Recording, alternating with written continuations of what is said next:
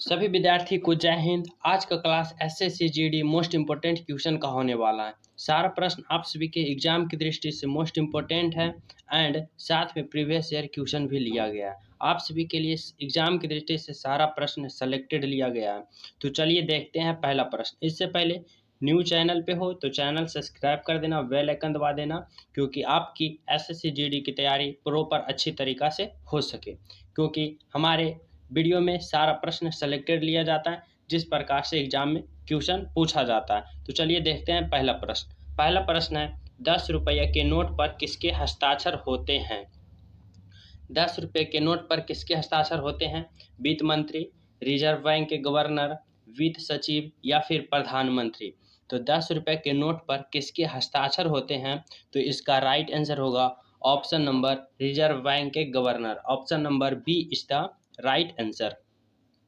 अगला प्रश्न आप सभी के लिए है, मानवाधिकार दिवस कब मनाया जाता है? मानवाधिकार दिवस कब मनाया जाता है? 24 अक्टूबर को, 15 अगस्त को, 4 जुलाई को या फिर 10 दिसंबर को। तो मानवाधिकार दिवस कब मनाया जाता है? इसका राइट आंसर होगा ऑप्शन नंबर 10 दिसंबर। 10 दिसंबर को क्या मनाया जाता है?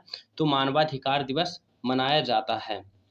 अगला प्रश्न आप सभी के लिए, निम्नलिखित में से किस स्थान पर शीत ऋतु होती है जबकि भारत में ग्रीष्म ऋतु होती है? किस स्थान पर जब शीत ऋतु होती है तो भारत में ग्रीष्म ऋतु होती है? ऑप्शन है दशमिक, सिडनी, सिंघाई या फिर चीन। तो इसका राइट आंसर होगा option number D, Sydney. Sydney एक स्थान है जहां शीत ऋतु होती है जबकि भारत में ग्रीष्म ऋतु होती है। अगला प्रश्न आप सभी के लिए है, आप सभी को बताना होगा जेरूशलम पवित्र स्थल है किसका? जेरूशलम एक पवित्र स्थल है किन धर्म का? यहूदियों का, ईसाइयों का, मुसलमानों का या फिर सभी का? तो जेरूशलम एक पवित्र स्थान है किसका? तो इसका राइट आंसर होगा ऑप्शन नंबर सभी का। Option number D is the right answer.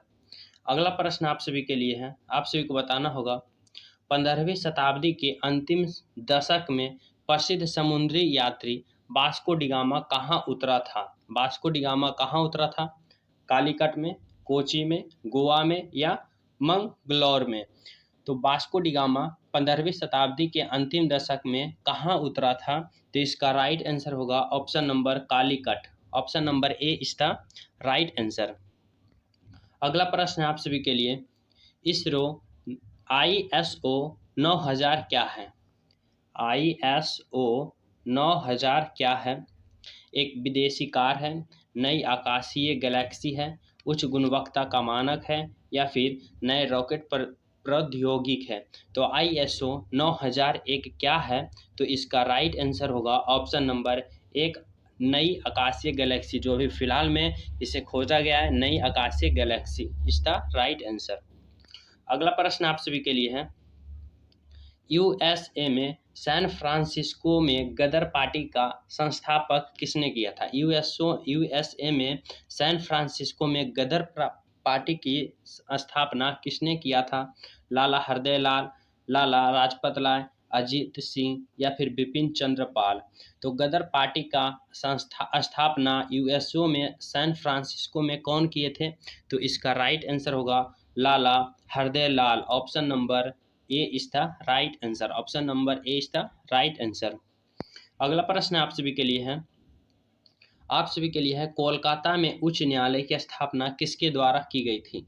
Kolkata में उच्च न्यायालय की स्थापना किसके द्वारा की गई थी? 1973 के विनियम अधिनियम द्वारा या फिर 1784 के पिट्स इंडिया अधिनियम के द्वारा या फिर 1793 चार्ट एक्ट अधिनियम के द्वारा या 1813 चार्ट अधिनियम के द्वारा?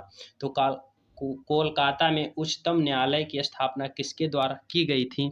इसका राइट आंसर होगा ऑप्शन नंबर 1773 विनिमय अधिनियम के द्वारा। Option number A is the right answer.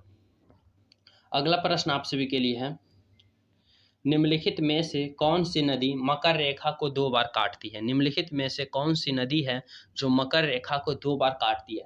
बाल नदी या फिर लिम्पोपो नदी या नाइजर नदी या फिर जाम्बेजी नदी? तो निम्नलिखित में से वह कौन सी नदी है जो मकर रेखा को 2 बार काटती है? इसका राइट आंसर होगा ऑप्शन नंबर लिम्पोपो नदी। Option number B is the right answer. अगला प्रश्न आप सभी के लिए है। प्रश्न है, क्रिकेट बैट के लिए बिल्लो कहाँ से प्राप्त किया जाता है? क्रिकेट बैट के लिए ये जो क्रिकेट होता है इसमें जो बिल्लो लगा होता है, क्रिकेट बैट में जो बिल्लो लगा होता है वो कहाँ से प्राप्त होता है? उष्णकटिबंधीय वन से, या फिर वर्षा प्रचुर वन से, या पतझड़ी वन से, या फिर शंकु वृक्षीय वन से। तो क्रिकेट बैट के लिए बिल्लो कहाँ से प्राप्त होता है? तो इसका राइट आंसर होगा ऑप्शन नंबर पतझड़ीय वन। Option number C is the right answer, पतझड़ीय वन। अगला प्रश्न आप सभी के लिए है, एशिया की सबसे बड़ी नदी कौन सी है? एशिया की सबसे बड़ी नदी कौन सी है? इंडक नदी, यांगटीसी नदी, होंग नदी, या गंगा नदी। तो एशिया की सबसे बड़ी नदी कौन सी है? इसका राइट आंसर होगा ऑप्शन नंबर यांगटीसी नदी। Option number B is the right answer. अगला प्रश्न आप सभी के लिए है, आप सभी को बताना होगा भारत में 14 प्रमुख बैंकों का राष्ट्रीयकरण किस वर्ष किया गया था? भारत में 14 प्रमुख बैंकों का राष्ट्रीयकरण एक बार किस वर्ष किया गया था? 1967 में, 1968 में, 1969 में, या फिर 1971 में। तो इसका राइट आंसर होगा ऑप्शन नंबर 1969 ईस्वी इज द राइट आंसर। 1969 में भारत में 14 प्रमुख बैंकों का राष्ट्रीयकरण किया गया था। अगला प्रश्न आप सभी के लिए है, 1 रुपया के नोट किसके द्वारा जारी किए जाते हैं? 1 रुपये का नोट किसके द्वारा जारी किए जाते हैं? भारतीय रिजर्व बैंक द्वारा, भारतीय स्टेट बैंक के द्वारा, भारत के राष्ट्रपति के द्वारा, या भारत सरकार के द्वारा। तो 1 रुपया के नोट किसके द्वारा जारी किए जाते हैं? तो इसका राइट आंसर होगा ऑप्शन नंबर भारत सरकार द्वारा। Option number D is the right answer. इससे पहले अभी जो हमारे चैनल को सब्सक्राइब नहीं किए हो, चैनल सब्सक्राइब कर लेना, बेल आइकन दबा देना, वीडियो लाइक एंड शेयर जरूर करना। अगला प्रश्न आप सभी के लिए है, आप सभी को बताना होगा कि शताब्दी एक्सप्रेस गाड़ी का नाम किसके शताब्दिक वार्षिक को संबोधित करता है? भारतीय राष्ट्रीय कांग्रेस को, महात्मा गांधी को, भारत का स्वतंत्र युद्ध को, या फिर जवाहरलाल नेहरू को। तो शताब्दी एक्सप्रेस गाड़ी का नाम किस शतवार्षिक को संबोधित करता है? तो इसका राइट आंसर होगा Jawaharlal Nehru. Option number D is the right answer. अगला प्रश्न है आप सभी के लिए, निम्नलिखित में से कौन रबी फसल नहीं है? निम्नलिखित में से कौन रबी फसल नहीं है? सरसों, चावल, गेहूं, या फिर चना। तो निम्नलिखित में से कौन सी रबी फसल नहीं है? तो इसका राइट आंसर होगा ऑप्शन नंबर बी, चावल। चावल इज द राइट आंसर, जो कि रबी फसल नहीं है। अगला प्रश्न है आप सभी के लिए, आप सभी को बताना होगा कोलकाता और दिल्ली किसके द्वारा जुड़े हुए हैं? National highway 1, national highway 2, national highway 9, या फिर नेशनल हाईवे 6। तो कोलकाता और दिल्ली किसके द्वारा जुड़े हुए हैं? तो चलिए देखते हैं इसका राइट आंसर। तो राइट आंसर होगा option number B, national highway 2। National highway 2 Kolkata और दिल्ली को जोड़ती है। अगला प्रश्न आप सभी के लिए है, भारत का सबसे सूखा भाग कौन सा? भारत का सबसे सूखा भाग कौन सा? पश्चिम राजस्थान, जम्मू और कश्मीर, गुजरात, या फिर मध्य प्रदेश। तो भारत का सबसे सूखा भाग कौन सा है? तो इसका राइट आंसर होगा ऑप्शन नंबर पश्चिम राजस्थान। पश्चिम राजस्थान जो कि भारत का सबसे सूखा भाग माना जाता है। अगला प्रश्न आप सभी के लिए है, मुंबई हाई किससे संबंधित है? मुंबई हाई किससे संबंधित है? इस्पात से, पेट्रोलियम से, मकबरा से, या फिर जूट से। तो मुंबई हाई किससे संबंधित है? तो इसका राइट आंसर होगा ऑप्शन नंबर पेट्रोलियम से। P is the right answer, petroleum is the right answer. अगला प्रश्न आप सभी के लिए है, भारत ने दशमिक मुद्रा प्रणाली किस वर्ष शुरू किया था? भारत में दशमिक मुद्रा प्रणाली किस वर्ष शुरू किया गया था? 1955, 1956, 1957, या फिर 1958। तो भारत में दशमिक मुद्रा प्रणाली किस वर्ष शुरू किया गया था? तो इसका राइट आंसर होगा ऑप्शन नंबर सी, 1957 ईस्वी इज द राइट आंसर। अगला प्रश्न है आप सभी के लिए, अवशेषांक का उदाहरण क्या है? अवशेषांक का उदाहरण क्या है? निमेशक पटल, थायराइड ग्रंथि, फेफड़ा या फिर अग्नाशय। तो अवशेषांक का उदाहरण क्या है? इसका राइट आंसर होगा ऑप्शन नंबर ए, निमेशक पटल। निमेशक पटल इज द राइट आंसर।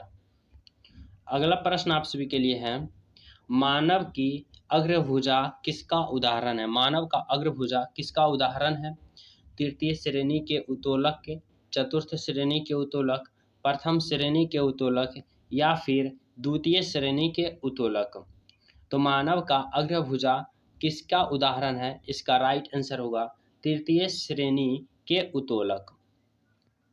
अगला प्रश्न आप सभी के लिए है, अल्फा कण होता है। अल्फा कण क्या होता है? धनात्मक, ऋणात्मक, उदासीन, उपयुक्त सभी। अल्फा कण क्या होता है? तो इसका राइट आंसर होगा धनात्मक। Option number A is the right answer. अगला प्रश्न है, निम्नलिखित में से कौन सा प्रबल विद्युत अपघट्य है? निम्नलिखित में से कौन प्रबल विद्युत अपघट्य है? हाइड्रोक्लोरिक एसिड, ऑक्सैलिक एसिड या फिर एसिटिक एसिड या फिर अमोनियम हाइड्रोक्साइड। तो निम्नलिखित में से कौन सा प्रबल विद्युत अपघटक है? तो इसका राइट आंसर होगा option number hydrochloric acid. Option number A is the right answer.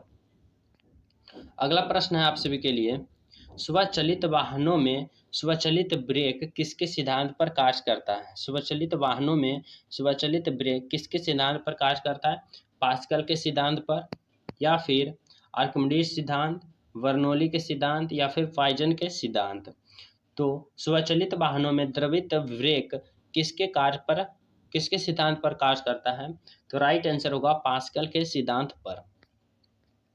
अगला प्रश्न आप सभी के लिए है, नाभिक रिएक्टर की मूल प्रक्रिया क्या है? नाभिक रिएक्टर की मूल प्रक्रिया क्या है?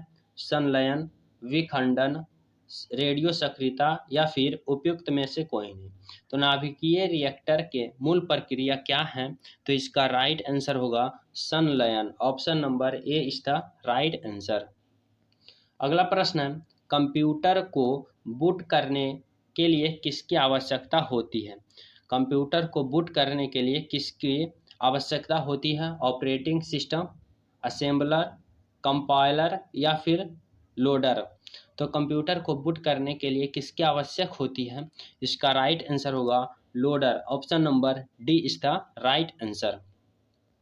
अगला प्रश्न है आप सभी के लिए, आप सभी को बताना है, सूर्य के चारों तरफ किसी ग्रह के रास्ते को क्या कहते हैं? सूर्य के चारों तरफ जो रास्ता होता है उस रास्ता को क्या कहते हैं? कॉस्मिक हाईवे, ऑर्बिटल, रूट या फिर आकाश गंगा। तो सूर्य के चारों तरफ किसी ग्रह के रास्ते को क्या कहते हैं? यहाँ पे ग्रह होगा, तो इसका राइट आंसर होगा option number orbital is the right answer. Orbital is the right answer. तो आज आप सभी के लिए मोस्ट इंपोर्टेंट क्वेश्चन इतना ही है। मिलते हैं नेक्स्ट वीडियो में जल्द ही।